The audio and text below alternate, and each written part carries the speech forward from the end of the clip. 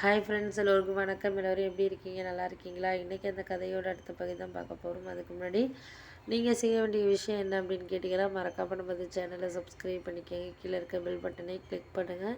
அப்போ தான் நான் போடுற வீடியோஸ் எல்லாமே உடனுக்குடனே நோட்டிஃபிகேஷன் வரும். ஸோ மறக்காமல் சேனலை சப்ஸ்கிரைப் பண்ணிவிட்டு வீடியோ பாருங்கள் ஃப்ரெண்ட்ஸ். வாங்க நம்ம கதைக்குள்ளே போகலாம். நான் எல்லாத்தையும் ஒரு மனசார யோசிக்கிறதுக்கான இதுங்கிறது இல்லை.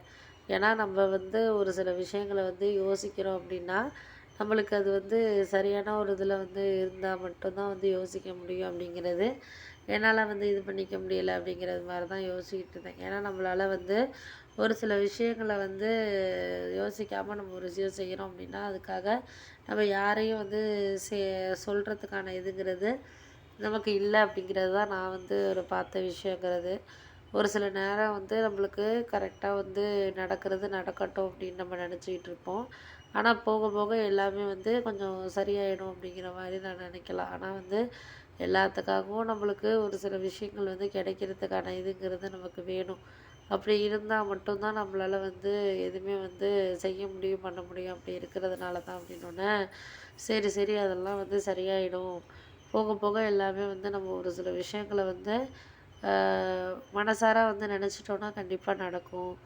நல்ல விஷயங்களை நினைப்போம் கண்டிப்பாக அப்படிங்கிற மாதிரி சொல்லிகிட்டு இருந்தோம். அப்போ தான் எனக்கு தோணிக்கிட்டு இருந்துச்சு, நம்ம முடிஞ்ச வரைக்கும் நம்மளால் எதையுமே இப்போ இருக்கிற நிலமையில நம்மளுக்கு கொஞ்சம் கரெக்டான இதை நம்ம செய்கிறதுக்குங்கிறது நம்மளுக்கு வேணும். அப்படி இருந்தால் மட்டும்தான் நம்மளால் ஓரளவு நம்மளுக்கு ஒரு விஷயங்களை நம்மளுக்கு கொடுக்கறதுக்கான இதுங்கிறது இருக்குது அப்படின்னோடனே சரி சரி விடுங்க, அதெல்லாம் சரியாயிடுங்க அப்படின்னு சொல்லிட்டு என் ஹஸ்பண்ட்ட பேசினேன். ஆனால் அவர் இது மாதிரி அண்ணன் பிஸ்னஸ் ஆரம்பிக்கிறாரு, பண்ணுறாரு. ஆனால் என்கிட்ட தம்பியாக ஒரு வார்த்தை கூட சொல்லலை. எல்லாரையும் கூப்பிட்ருக்காரு முன்னாடியே. எனக்கு நேற்று ஃபோன் பண்ணி சும்மா ஃபார்மாலிட்டிக்கு வாடாங்கிற மாதிரி சொல்லியிருக்காரு.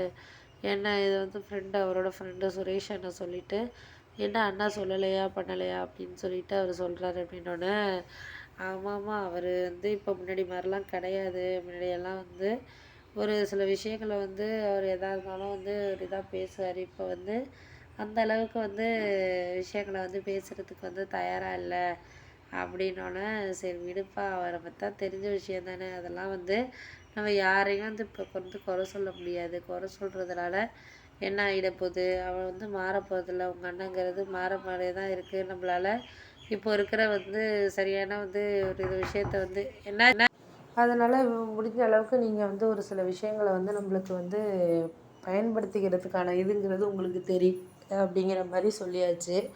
நான் அப்போ தான் சொன்னேன், நீங்கள் இதுக்காகலாம் நம்ம ஒரு விஷயம் செய்கிறதுக்காக நீங்கள் யோசிக்காதீங்க. முடிஞ்ச அளவுக்கு நம்மளால் அவங்களுக்காகவும் யாருக்காகவும் நீங்கள் பேசிக்கிட்டு இது பண்ணிக்கிட்டு இருக்க வேண்டாம். நம்மளால் இப்போ என்ன செய்ய முடியுதோ அதை நம்ம செய்கிறதுக்காக முடிவெடுத்தாலே போதும் அப்படிங்கிற மாதிரி சொன்னோன்னே சரி விடுங்க, அதெல்லாம் நீங்கள் இப்போ பற்றி பேசிக்கிட்டு இருக்க வேண்டாம். பேசுகிறனால எதுவுமே மாற போகிறதில்ல. உங்கள் அண்ணன் உங்களை புரிஞ்சுக்கிறதுங்கிறது கிடையாது. அவருக்கு என்னென்னா நம்ம நல்லா இருக்கிறோம் அப்படிங்கிறது தான் ஒரு இது. நீங்கள் நல்ல ஒரு வேலை பார்க்குறீங்க, ஒரு சாதகமாக எந்த விஷயமே உங்களுக்கு இது இல்லை அப்படிங்கிற மாதிரி அவர் யோசிச்சுட்டு இருக்காரு. ஆனால் எங்களுக்கு மட்டும்தான் தெரியும் நீங்கள் எவ்வளோ கஷ்டப்படுறீங்க, பிஸ்னஸில் எவ்வளோ விஷயங்களை எல்லாம் சாக்ரிஃபைஸ் பண்ணிக்கிறீங்கிறது எனக்கு மட்டும்தானே தெரியும், அது அவருக்கு தெரியாதுல்ல அப்படின்னோடனே சரி விடு விடு, அவரை பற்றி குறை சொல்லலைன்னா உனக்கு தூக்கம் வராது அப்படிங்கிற மாதிரி சொன்னோன்னே அண்ணன் என்ன தான் பண்ணாலும் அவரை விட்டு கொடுக்கறதுக்கு உங்களுக்கு மனசு இல்லை அப்படிங்கிற மாதிரி சொன்னேன்.